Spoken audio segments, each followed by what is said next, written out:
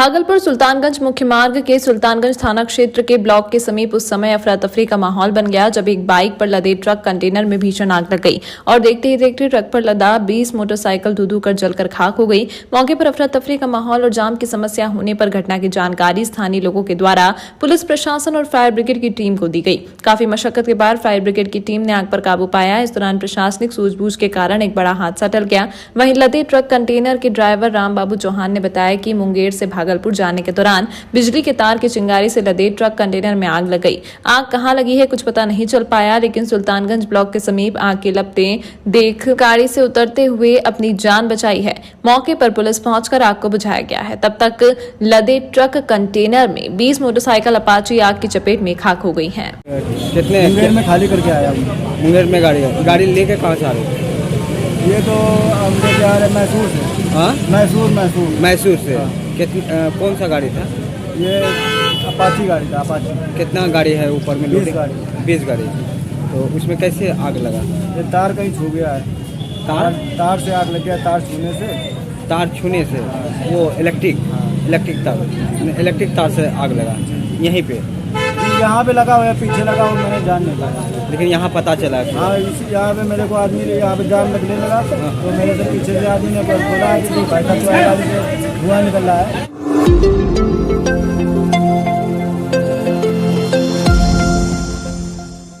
भागलपुर कजरेली थाना क्षेत्र में बाइक सवार पति पत्नी को यात्री बस ने कुचल डाला, जिससे कि घटनास्थल पर पत्नी की मौत हो गई जबकि उसका पति गंभीर रूप से घायल हो गया। घटना के बाद आक्रोशित परिजनों ने भागलपुर अमरपुर मुख्य मार्ग को जाम कर घंटों प्रदर्शन किया। घटना की जानकारी मिलने के बाद कजरेली पुलिस मौके पर पहुंची और आक्रोशित लोगों को शांत करवाने में जुट गई। घंटों बीत जाने के बावजूद भी आक्रोशित परिजन शांत नहीं हुए। इधर घटना की जानकारी सीईओ स्मिता झा को मिलने पर मौके पर पहुंची और उन्होंने मुआवजे का आश्वासन देकर जाम को छुड़वाया। आक्रोशित परिजनों ने भागलपुर कजरेली मुख्य मार्ग को घंटों जाम कर दिया, जिसके बाद आवाजाही में लोगों को काफी समस्या का सामना करना पड़ा। लोगों ने टायर जलाकर इसका विरोध प्रदर्शन किया। हालांकि घटना के बाद बस को जब्त कर आगे की कार्रवाई में जुट गई है। एक बहुत दुखद घटना हुई है, एक एक्सीडेंट हुआ है। ये सजौर की रहने वाली थी, इनकी मृत्यु हो गई है एक्सीडेंट में। इनके पति घायल हो गए हैं।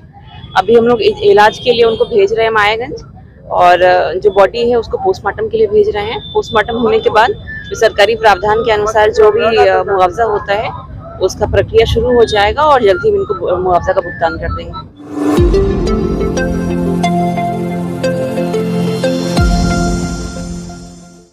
भागलपुर के जवाहरलाल नेहरू मेडिकल कॉलेज अस्पताल में इलाज करा रहे मुंगेर जिले के खरगपुर हरपुर गांव निवासी युवक कुंदन कुमार यादव की मौत हो गई। मृतक के परिजनों का कहना है कि मृतक छठ पर्व को लेकर अपने ननिहाल से वापस लौट रहा था और मोटरसाइकिल पर 3 लोग सवार थे। खड़गपुर के पास आबकारी विभाग के द्वारा शराब को लेकर जांच की जा रही थी। इसी क्रम में मोटरसाइकिल थोड़ा आगे बढ़ गई, जिस पर पुलिस वाले ने कुंदन के सर पर राइफल के कुंदे से प्रहार कर दिया, जिससे वह घायल हो गया और उसे इलाज के लिए जवाहरलाल नेहरू चिकित्सा अस्पताल लाया गया, जहाँ उसकी मौत हो गई। वहीं परिजनों का आरोप है कि यहाँ पर पुलिस के द्वारा केस नहीं लिया गया और केस को लेकर जब परिवार वालों की ओर से दबाव बनाया गया तब पुलिस वालों ने परिवार वालों की पिटाई कर दी। वहीं अब मृतक के पिता पुलिस के आला अधिकारियों से न्याय की गुहार लगा रहे हैं। चेकिंग था, ये उत्पाद विभाग वाला, वो 2 भाग में बटा हुआ था, आगे और पीछे। आगे पीछे मैंने आगे पीछे वाला से तो पार कर गया, आगे वाला मैंने चेकिंग कर रहा था। इधर से मैंने भागना चाह रहा था कि निकल जाएंगे, मैंने लाइसेंस के कारण या कागज़ के कारण मैंने भागना चाह रहा था। पीछे से कुंडा घुमा करके मैंने इस पे मार दिया। इस पे मारने के बाद वो गिर गया। गिरने के बाद फिर यहाँ पर भी दाग है सर, मैंने चेहरा पर भी, मैंने आगे में पेट सीना पे। घटना क्या हुआ था कि प्रसाद दे के बरियारपुर से लौटा था खड़गपुर, कल शाम 6 या 5 से 6 बजे के बीच की घटना था। ठीक है, प्रशासन की गाड़ी देखते हुए मोटरसाइकिल पे 3 लोडिंग था। भागने के चक्कर में पुलिस प्रशासन, उत्पाद विभाग हो या जो भी हो, वह राइफल के बट से मारा है। ठीक, राइफल का बट भी टूट गया है और जो सिपाही मारा है उसका मोबाइल भी छूट गया है और वह मोबाइल अभी वहाँ के पत्रकार साहब के पास अभी भी प्रेजेंट में उन्हीं के पास है। स्पोर्ट का ये घटना है। ठीक, और उसके बाद आज यहाँ का घटना ये है कि जब एप्लीकेशन हम बोले कि सिपाही पर केस करेंगे, जो मरा है उस पर केस करेंगे, तो यहाँ एप्लीकेशन जब लिखने बोले तो केस नहीं लिया।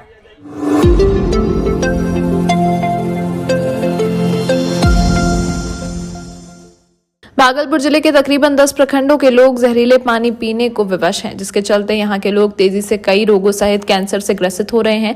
जिले के सबूर का सुल्तानपुर भिट्टी कैंसर का नया हब बनता जा रहा है। यहां के गांव में कैंसर इस कदर तेजी से फैलता जा रहा है मानो पूरा गांव लील लेगा।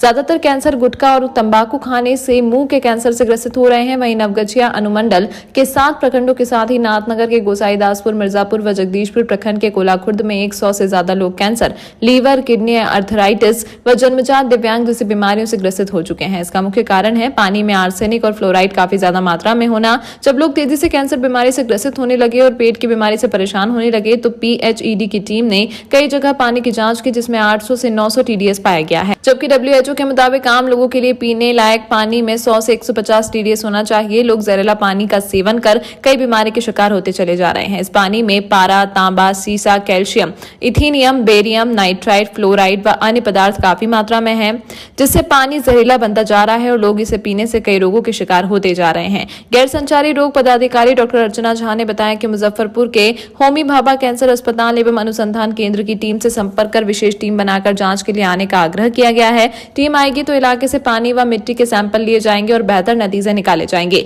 वहीं civil surgeon doctor Umesh Sharma ने बताया कि सुल्तानपुर भिट्टी गांव के लोगों को जांच में कैंसर के मरीज मिलने की पुष्टि होने के बाद पूरा इलाके के लोग काफी भयभीत हैं। इसके लिए मुजफ्फरपुर की टीम को जल्द बुलाएंगे और विशेष टीम के आने पर दोबारा पानी की जांच होगी, जिससे कैंसर रोग पर लगाम लगाई जा सके।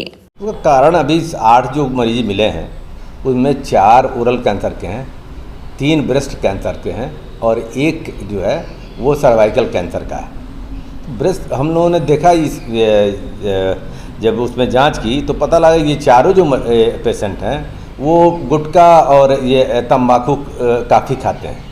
तो हम लोगों को बताया भी गया कि जो भी तंबाकू का सेवन करता है या गुटखा मुंह में रखता है उसको ओरल कैंसर की संभावना बहुत ज़्यादा हो जाती है, क्योंकि ये सब इरिटेंट है और इरिटेट करता है म्यूकोसा को, जो कि बढ़कर कैंसर में परिवर्तित हो जाता है। तो हम लोग ये जैसा बहुत लोगों ने कहा कि पानी में फ्लोराइड की मात्रा अधिक है, वो भी जांच कराई गई है और जांच चल रही है, लेकिन फ्लोराइड से की अधिकता से फ्लोरोसिस नाम का रोग होता है, वो कैंसर कारण नहीं है। उसमें दांत में लीजन्स होते हैं, वो उससे कैंसर नहीं होता है। और हमने कहीं नहीं सुना है कि पानी से कैंसर हो, तो इस तरह की बात तो नहीं। हम लोग जांच करवा रहे हैं और 3 ब्रेस्ट कैंसर में एक पहले डायग्नोज था, 2 बाद में डायग्नोज हुए। हम लोगों ने और भी हम तलाश करा रहे हैं, फिर मेडिकल टीम हमारी जाएगी।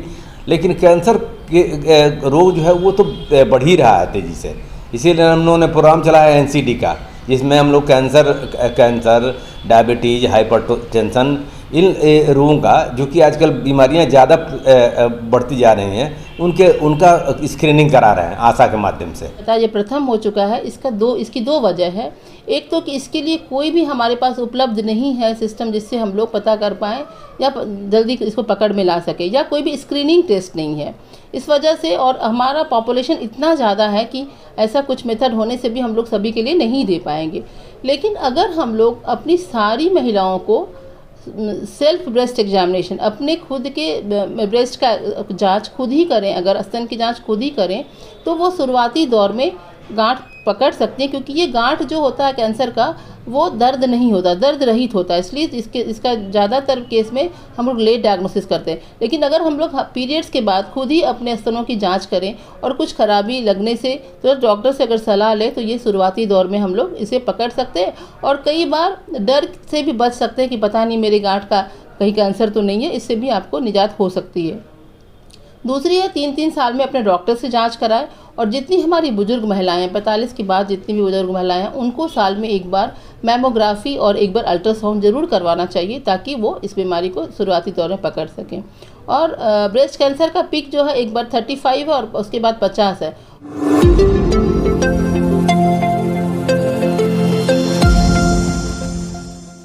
योगदान देने के बाद दूसरी बार भागलपुर पहुंचे मालदा डिवीजन के DRM विकास चौबे और मालदा डिवीजन से आए कई अधिकारियों ने भागलपुर स्टेशन के अलावा सुल्तानगंज, जमालपुर जैसे कई स्टेशनों का निरीक्षण किया और वहां की वस्तु स्थिति को जाना। अधिकारियों ने प्लेटफॉर्म, पार्किंग, सर्कुलेटिंग एरिया, शौचालय, एक्सीलेटर, PRS काउंटर, साफ सफाई, पानी, बिजली सहित रेलवे प्रशासन के द्वारा यात्रियों को दिए जाने वाली सुविधाओं का जायजा लिया।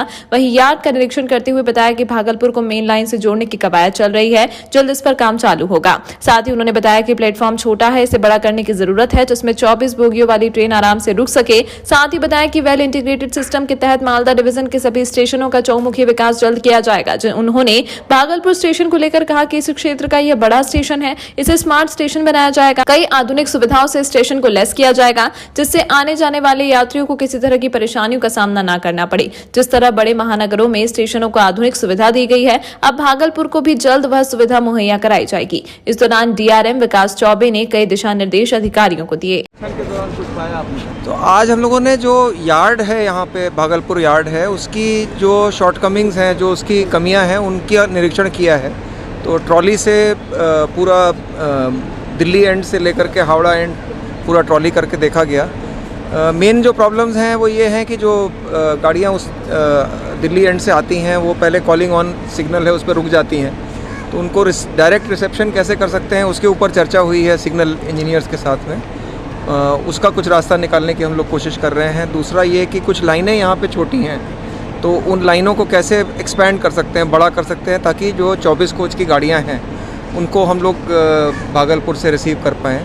और एक समस्या जो दिखाई पड़ी वो ये थी कि मेन लाइन कोई नहीं है जिस पे फुल स्पीड से ट्रेन्स हम लोग चला सकें। तो इस तरह की चीज़ें और एडिशनल प्लेटफॉर्म, क्योंकि अब वर्ल्ड क्लास स्टेशन बनाने की बात है और उसकी योजना इस समय हम लोग बना रहे हैं, तो एडिशनल प्लेटफॉर्म्स, क्योंकि ताकि ज़्यादा गाड़ियों का संचालन भागलपुर स्टेशन से हो पाए, तो उसके ऊपर भी हम लोगों ने रास्ता ढूंढने की कोशिश की। हम लोग जो बुरारी जो ये शंटिंग नेक है उसके ऊपर हम लोग गए काफ़ी आगे तक, वहाँ पे जगह देखने की कोशिश करी। जो ये दुमका साइड जो लाइन जाती है उसके तरफ भी ज़मीन है, तो वहाँ पे भी एक अल्टरनेट टर्मिनल का सुझाव दिया गया। और जो ये प्रेजेंट प्लेटफॉर्म नंबर 1 है, इसके नॉर्थ एंड में कैसे अगर लाइन बनाई जाए तो उसमें क्या समस्याएं आएंगी और बन सकता है कि नहीं बन सकता है, इन सब बातों पे आज विशेष ध्यान रहा है।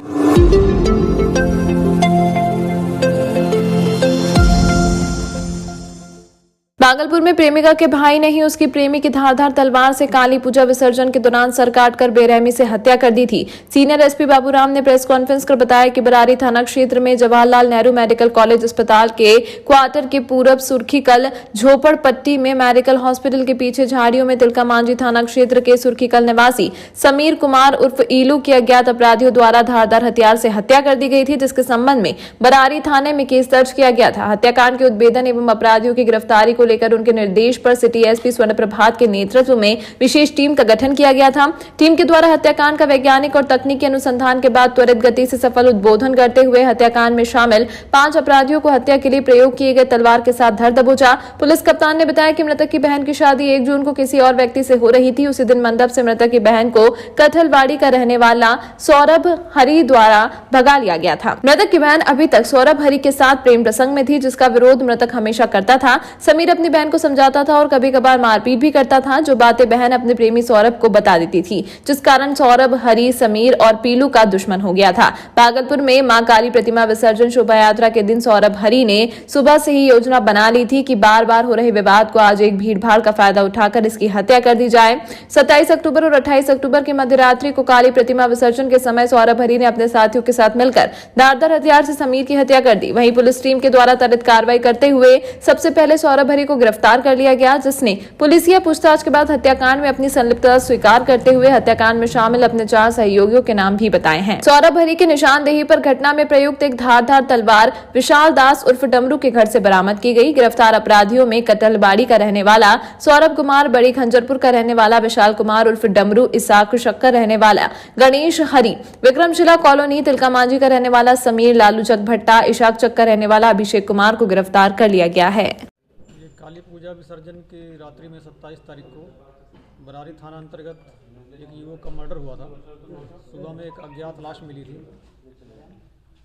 पुलिस ने इसका त्वरित अनुसंधान किया है और पहले तो मृतक की पहचान 2 दिन तक नहीं हो पाई थी। मृतक की पहचान होने के बाद में पूरा मामला स्पष्ट हो गया। 5 लोगों को गिरफ्तार किया गया है। इसमें से जो मुख्य साजिश करता है वो मृतक की बहन के साथ में उसका प्रेम संबंध था जिसमें मृतक बाधा बनता था। इसको लेकर दोनों में कई बार में कहा सुनी झगड़ा भी हुआ। इसी को लेके जो मुख्य अभियुक्त है उसने पूरी प्लानिंग की थी अपने साथियों के साथ मिलकर, और काली पूजा की रात में, विसर्जन की रात में इसको बहला फुसला कर सुनसान जगह पर लेकर गए और वहाँ पर नशा इन सब लोगों ने किया और फिर एक जो तलवार ये कैरी कर रहे थे उससे सभी लोगों ने मिलकर इसकी हत्या कर दी।